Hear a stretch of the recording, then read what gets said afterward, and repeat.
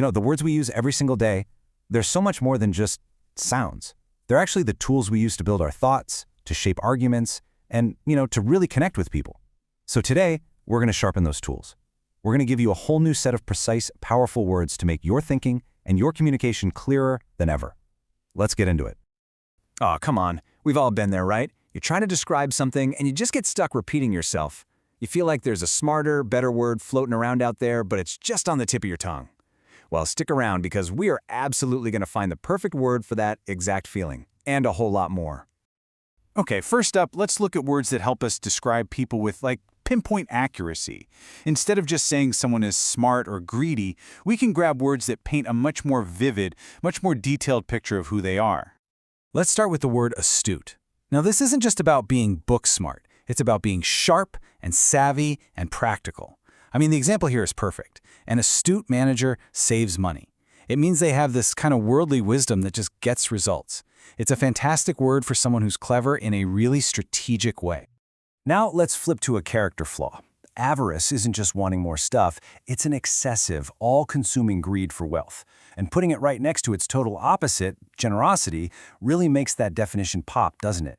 It's the kind of greed that doesn't just want more, it kind of twists the person who feels it.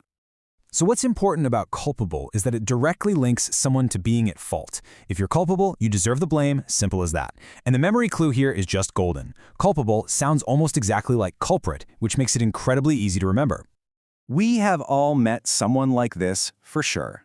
Pretentious is the perfect word for people who try way too hard to seem more important or more cultured or smarter than they actually are.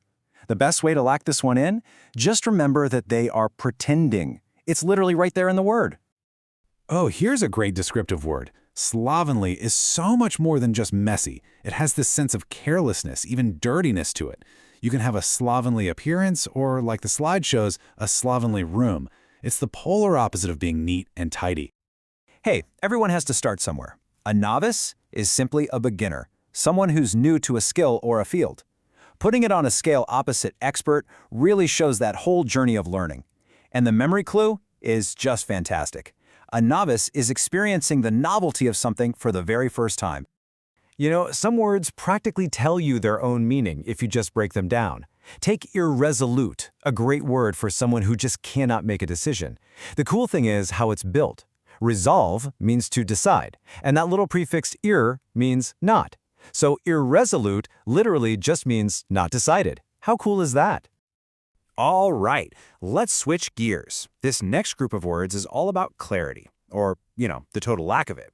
These words help us describe whether an idea or an argument or even a speech is crystal clear or just hopelessly confusing.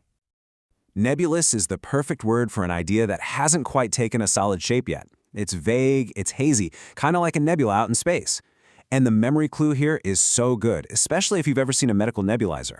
It turns liquid into this fine mist, a little cloud, which is exactly what a nebulous idea feels like. Okay, this one is fun. To equivocate means to be deliberately vague, to basically avoid taking a real stand on something. And the word's own history tells you exactly what it means. Equi for equal, and voc for voice or speak. It literally means to speak with an equal voice to both sides of an issue, so you never actually have to commit to one. Sneaky, right? Now, here's a word we should all probably use a bit more carefully, because it really highlights the huge difference between guessing and knowing. A supposition is just an assumption you're making without any hard proof. The easiest way to remember it? It's what you suppose is true, not what you know is true. Sometimes a big, fancy-sounding word is really just a dressed-up version of a simple one. To recapitulate is just a formal way to say recap. That's it. It just means to summarize the main points. So next time you hear it, don't get thrown off. Just think recap. Moving on, our next set of words helps us describe things that are happening, actions, changes in different states of being. They describe things like change, delays, and even just the condition of, being. Let's run through a few of these. So first, abate. That means to lessen or reduce, like when a big storm finally starts to die down. Next, if something is dilatory, it means it's super slow or causes delays.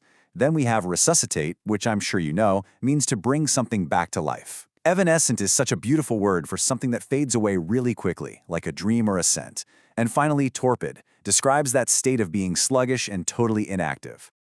From being sluggish to something much more serious, let's look at penury.